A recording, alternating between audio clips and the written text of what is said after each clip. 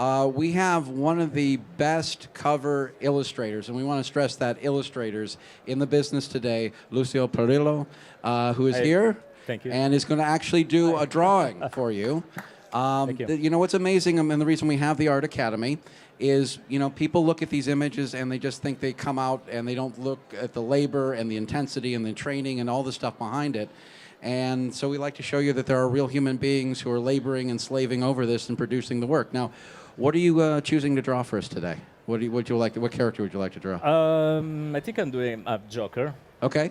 Which okay? one? It's okay for you? Joker? Oh, Joker, yeah. Well, it's always welcome. Cool. Or you prefer Batman? I don't know. Yeah, yeah. It is Batman's 80th, and we're pretty Batman-themed. Was Joker a big character for you as a kid, or is that a more recent discovery? Yes, it's one of my... there is a microphone here. No, that's just the viewer. You're right Okay. here. Yeah, yeah. Yeah, it's one of my favorite characters because it's... I can express more my imagination because of the expression of his face. Yeah. It's fun and evil at the same time. So Yeah. it's more fun to. Well, I hope it's fun for people to draw. It's not fun in Gotham City to Yeah. experience, but I know there are features, I think, where an artist who's looking for something and it has all these elements to pull. So when you start a Joker drawing, you're just going to start just give it a rough outline for the head and go in from there?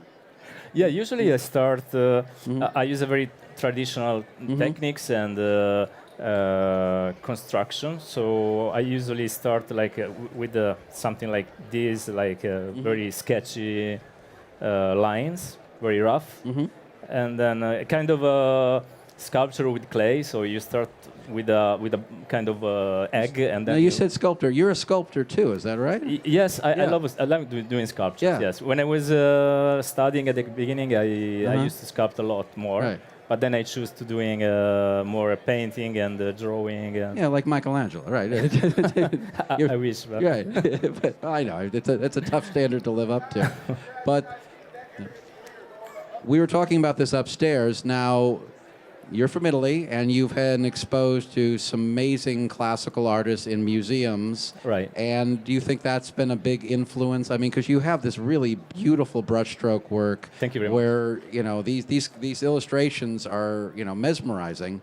Was there a conscious idea that to take that as a model for your illustrations? Yes, I grew up studying all the masters from the past centuries. So starting from the Italian master like Leonardo da Vinci, Caravaggio, of course Michelangelo, the French masters like William Bouguereau. So I'm very obsessed by the museums. Yeah. So I often go into the museum and stay like hours watching all the brushstrokes and the canvas and the details. And what I try to do is, because I'm a big comics fan since I was a kid. So because my father was my first mentor. Okay. So he was also a comic fan. He used to buy comics, and so I grew up with comics on one side and museums and art book on another side. Right. So I'm trying to mix together like a the synthesis. Exactly. Yeah. So I try to mix together the old techniques that I use, so oil paintings and studying these masters. So I go to churches and study the religious, biblical well, I mean, they're the ones who figured out how to do the figure work. They're the ones who figured out what the lighting was, right. what the color palettes are, right? And each generation, each movement gives you another way of doing these things. Yes, and then I try to create something that is right now what I love to do. So characters like Joker, Batman, Poison Ivy. So I'm trying to mix in these two things together, and that's my background, and this is my job. Right. And then, you know, that's we were talking together about this. The point being that, you know, too often comic book art is somehow separated from museum art, and it only really in the last few years have museums and other places started to realize that comic book art is not just a mass medium, but that it's something art on its own that's worthy of gallery exhibitions and shows. Now, working as a cover artist, is that a chance really to get into that kind of extra work and do the amount of, I mean, because you just couldn't keep that up for, you know, every panel for an entire comic book, right? I don't want to hold you back. Yeah, no, no, right, no. right. No, I mean, yeah, Yeah. right now it's like a big satisfaction because Yeah. I've been trying for years at the beginning to break into the gallery market. Yes. And I was doing paintings and stuff like this Yeah. with fine art, and it's amazing. I love that, but there is a kind of I don't want to say that the wrong word, but Yeah.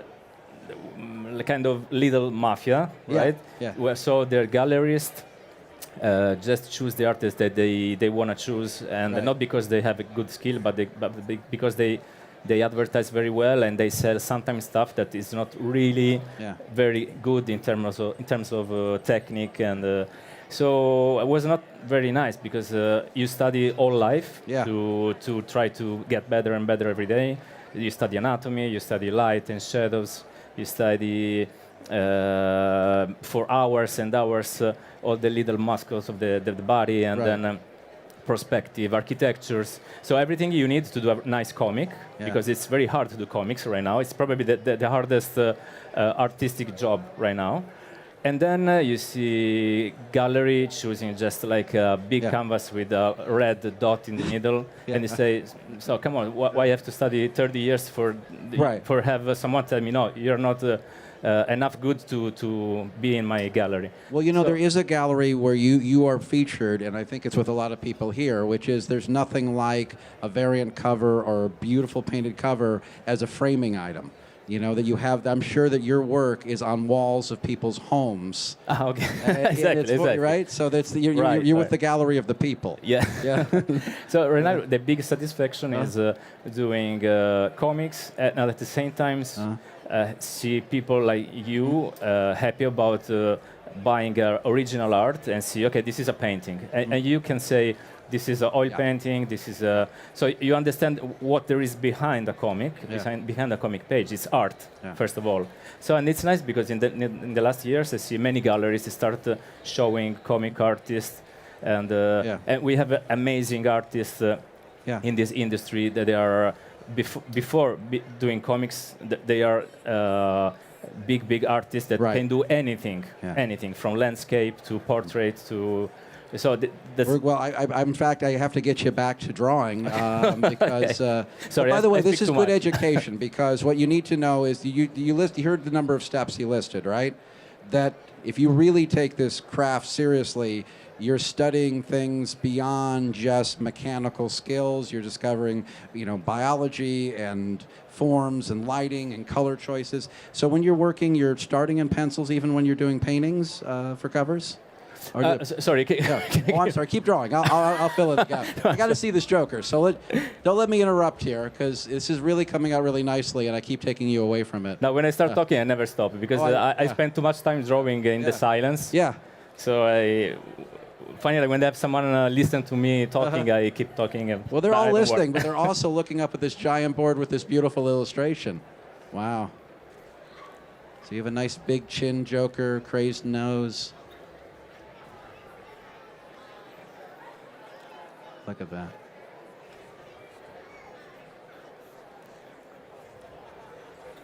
I think what we keep discovering is the more confident an artist gets, the faster his strokes are. He just knows to make those choices. Mm-hmm.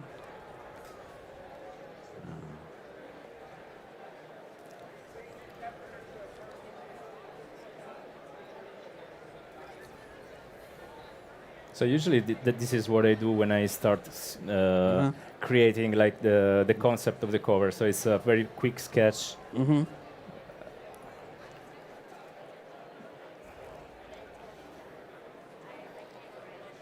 It's lovely. There we go. Now you've left space for the eyes, but you're getting into the details now. Okay. So.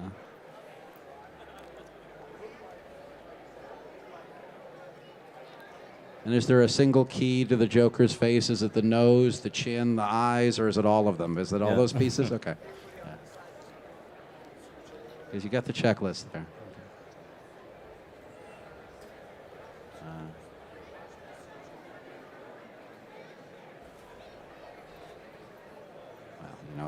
the Joker has to have a full mouth of teeth, right? So, yeah.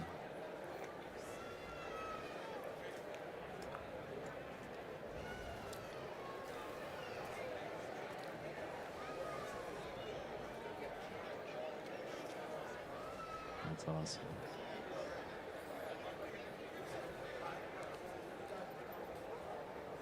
And this is pretty much how you would start anything. You would Yes, go in yes, first exactly. on pencil, no matter what, Yeah, and you use usually- paints later on, right? Yes, I mean, yes. You fully give Right, a, right. Yeah. This is exactly Yeah. what I do when I have to do a cover. So sometimes I'm afraid that the editor probably see a lot of scribbles, and they probably think, "What are you doing?" Like, so, but they know it's just the beginning of. Yeah. Yeah.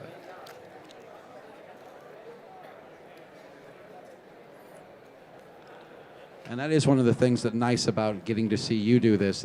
The stuff, the finished work we see is so polished and so finished that you think it just kind of comes out in that way.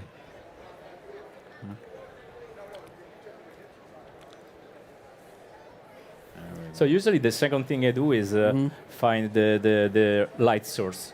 So in that case, the light is coming from the top, and so I start sketching also the shadows.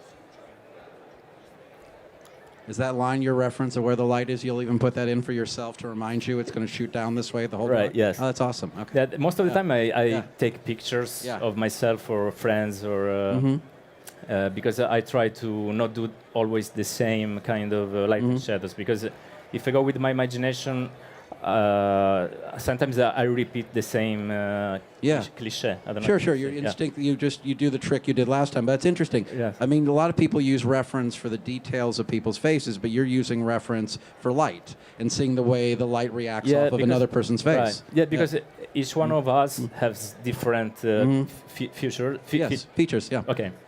So if with the same light, everybody has different light and shadows. So if I do the same in each card, if I think about the same light in each character, there must be different projectors.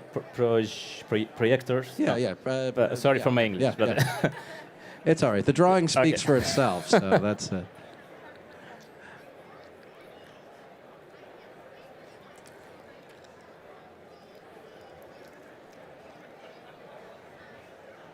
That's awesome.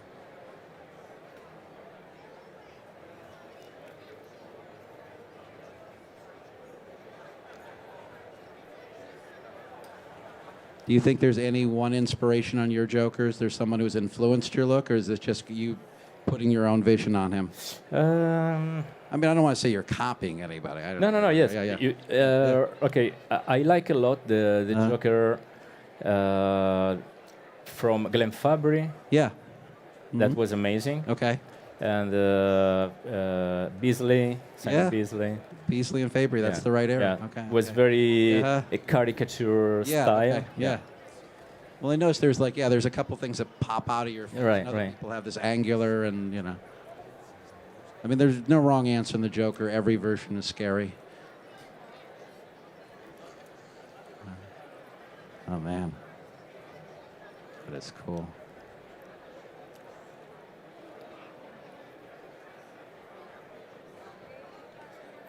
Okay, so we're going to end up giving this piece of art out. Did you know that? Yeah. So by standing in line, you learned something, you got to see a drawing done, and one of you is going to end up winning this thing. So it's going to be tough, though. We're going to ask you a trivia question. It's, everyone's going to be Googling it and trying to figure out. But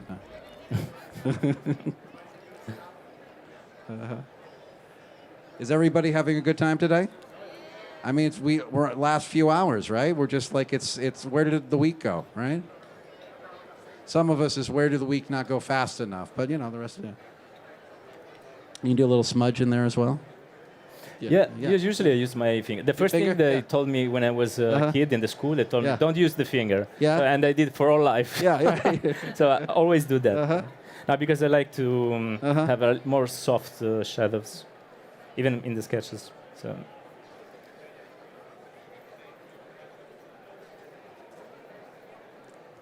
Oh, that's cool.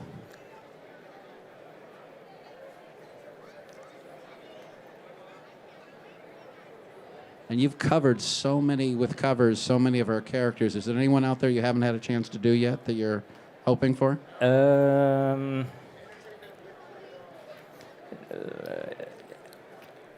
Because I'll talk to an editor right now and find out. Yeah. No, I mean, there is one character that I didn't do so far. Yeah. But I'm doing now, so Okay. I can we'll say keep anything. it a secret. All right. So the answer is there it's is a an secret. answer, but the answer's already been taken, and we haven't announced it yet. So, yeah, and I'm very proud and very happy about that. Okay. So you will see in the next month. So when you I see can't the say cover anything. come out, just know how much it actually means to him. This next one through. So this next one's going to be a labor of love. Right. So excellent. It's one of my favorites since all life, so I'm very happy about that, and I hope I will makes me do. happy. You're a nice guy. I like the idea. I'm pretty you did anxious this. Yeah, because yeah. I'm pretty anxious because anxious. Yeah. Because I always wanted to Right. draw that, and now I can do that. So I don't know if I will do very good or You're not. hoping you don't go, oh, yeah, he didn't do that good on that. We won't give him any more of those. But, I don't think that's going to be the answer. Your work stands out. Your covers just pop off the shelf. So, all right. So I think we're going to keep this in pencil. Is that okay? Yes. Okay, good. So we have a trivia question coming up, and that is... Well, we got to make it about the Joker here. All right, this is a tough one. This came from our trivia panel. The Joker had a hideout. He's had several hideouts that have all used this name. Anybody know what the Joker uses as a name for his hideouts? What's that? That is correct, sir. Were you at the panel? Then you are an awesome trivia guy. That's a tough one. That's fantastic. Now this is going to a... Yeah, did you hear what the answer was? It's the Hacienda. Yeah, the Joker is really punny and bad, so congratulations. I'm very impressed. So, all right, I'll ask you another one we didn't get doing. In her second origin story, I think it's probably in the 50s, Selena Kyle was working some ordinary job and had an accident, and that's what turned her into Catwoman. Do you know what job she had?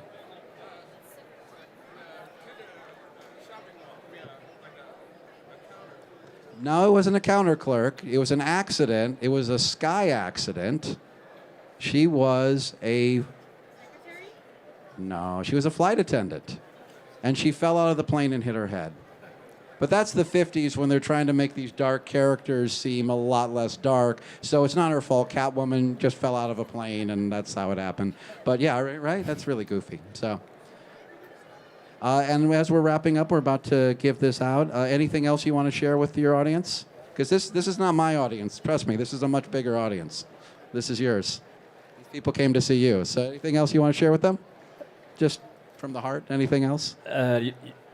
Just if there's anything else you wanted to say. Okay. No, Thank you very much for coming here. And thank you so much for buying my art and my books. And thank you so much. Yeah. Okay, cool. So if I'm here, it's just because of you, so thanks a lot. Okay, so actually don't go completely away. I understand you're going to do a signing next, right? And it's over at the Metropolis stage. Metropolis, you're in Gotham, right? You knew that, right? This is the Gotham side of the DCWB booth. Metropolis is past Central City. It's at the very end. So basically the opposite end of this one, facing out that way. And you're going to have a chance to get signatures and other stuff from this talented gentleman. So let's give it up for Lucio Parrillo. Yeah. Thank you. Thank you. And you come over here. Again, I'm very impressed. That was not an easy question. I've thrown out some easy ones and people failed. Yeah. Thank you so much. It's a pleasure.